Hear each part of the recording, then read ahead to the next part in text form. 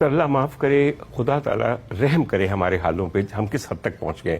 سر, ایک وزیر اعظم کی ایک منکوحہ بیگم کے ایکس ہسبینڈ کو, منکوحہ ان کو بلا کے ان سے ان کی ازدواجی زندگی کی تفصیلات پوچھی جا رہی ہیں, اور وہ کمبخت ایسا گھٹیا آدمی ہے کہ اپنا گریبان چاک نہیں کر رہا, اپنی تنبیہ بھی لا دیتی ہے. سمجھ آئی میرے گھر دنیا سے بھائی, بغیرتی ایک جگہ ہے, نامردی ایک جگہ ہے, بیوی کا تم سے دل اٹھ جانا ایک بات ہے, مگر اس کا یوں اشتہار لگانا, کوئی شرم آنی چاہیے کسی چیز کی. سر, جس عورت کو چھوڑ دیا یا جس عورت نے تمہیں چھوڑ دیا, اس کے چھوڑنے کے بھی کچھ آداب ہوتے ہیں, اس کی یاد کے بھی کچھ آداب ہوتے ہیں, اس کا ذکر کرنے کے بھی کچھ آداب ہوتے ہیں.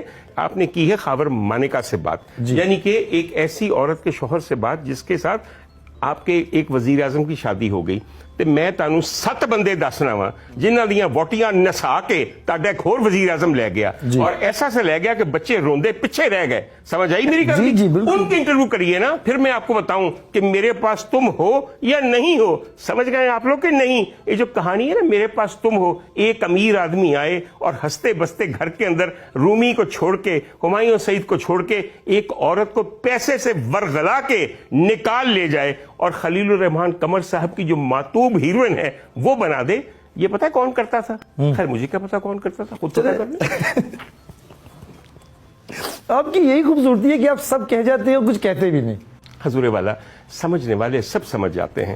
یقین کیجئے, میں کہتا ہوں کہ جس طرح خلیل الرحمان قمر صاحب نے ایسی عورت کو بیان کر دیا ہے کہ جس عورت میں وفا نہیں ہے, ممتا نہیں ہے, اور صرف حرص ہے, اس عورت ہی نہیں. مگر سر, ایسی بہت ساری عورتیں جس بندے کے گھر میں موجود ہیں, اس کے نکاح میں موجود رہی ہیں. آپ سوچیں وہ آدمی کیا ہوگا. خلیل صاحب, آپ یہ عورت پہ تو الزام دیتے ہیں, وہ تو بیچاری اپنی ضرورت کے تحت کسی حرص اور لالچ میں آ کے اس طرح کے شیطان کے ورغلانے پہ چلی گئی. کبھی اس شیطان کے بارے میں بھی بتائیے کہ اس سے گھٹیا انسان کوئی ممکن ہے, اور آپ اس آدمی کو اپنا وزیر اعظم بنانے چلے ہیں, یا کم از کم وزیر اعلیٰ بنانے چلے ہیں. خدا ہی آپ کا حافظ ہو. یا اللہ رحم, یا اللہ رحم. اللہ اکبر. لیکن چلے اس نے تو نکاح کیے نا, تو نکاح میں تو کوئی برائی نہیں ہے, اور وہ عورتیں جو انہوں نے اپنے نکاح میں لے کے آئے ہیں وہ اپنی مرضی سے آئی ہیں. سر جی, مرضی سے تو سب آتے ہیں. سر, نکاح کرنے کے لیے کیا بیوائیں نہیں ہوتی؟ کیا ضرورت مند خواتین نہیں ہوتی؟ اور کیا ایسی عورتیں نہیں ہوتی کہ جن کے شوہر نہ موجود ہوں, طلاق یافتہ ہوں؟ سر, نکاح کرنا بہت اچھی بات ہے بے سہارا عورت سے. ہنستے بستے گھر کے اندر تباہی پھیر کے بچوں کی ماں کو بھگا لے جانا, سر یہ کہاں کی اچھائی ہے؟ آپ نے چونکہ نکاح کر لیا, اور نکاح کی چیزیں کے لیے آپ کرتے ہیں بالکل متع کی طرح, یعنی کہ ایک مدت معینہ کی طرح. آج سب بیویاں ان کی وہاں موجود ہیں. اس بات پہ جو میں نے کہنا تھا میں نے کہہ دیا. میں صرف شاہ زیب خانزادہ کو کہنا چاہتا ہوں, شاہ زیب خانزادہ, اللہ کرے کہ تمہیں بہت پیسے ملے ہوں, یا نہیں ملے تو کم از کم بہت شاباش ملی ہو کہ تم نے ایک سابقہ شوہر کے انٹرویو کیا ہے.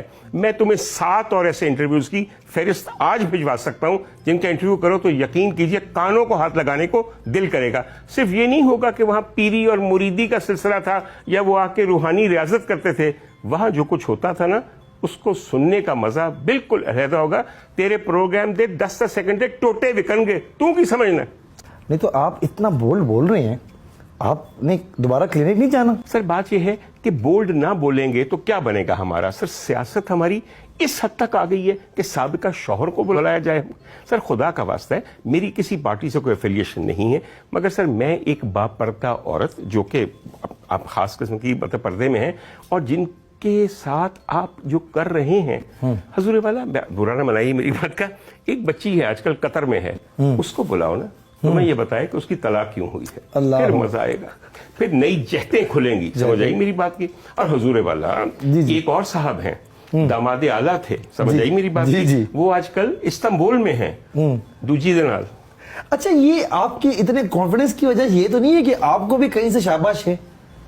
اللہ کرے ہو, مگر نہیں ہے. مگر ایک بات میں سمجھتا ہوں حضور والا, جو شخص ظلم پہ بولتا نہیں ہے, وہ مظلوم کے ساتھ اتنا بڑا ظلم کر رہا ہے کسی کو انتہا نہیں, وہ خود ظالم ہے, وہ کو کرمنل ہے اس پورے ایکٹ کے اندر. سر, کب تک کتنی صدیوں تک ہم سر ظالموں کی حمایت میں چپ رہیں گے, مصلحت کے تحت چپ رہیں گے؟ سر, جو ہی محرم آتا ہے آپ لوگوں کو نیازیں سوچ جاتی ہیں, آپ کو یزید کو تبرے بھیجنا سوچ جاتا ہے, آپ یا حسین کرتے ہیں. حضور والا, حسین کا نام لینا ایک بات ہے, حسین کے ساتھ کھڑے ہونا ان کے قافلے کے لوگوں کے ساتھ کھڑے ہونا ایک بالکل علیحدہ داستان ہے. ہم نے کربلا سے کچھ نہیں سیکھا. ہائے ہائے.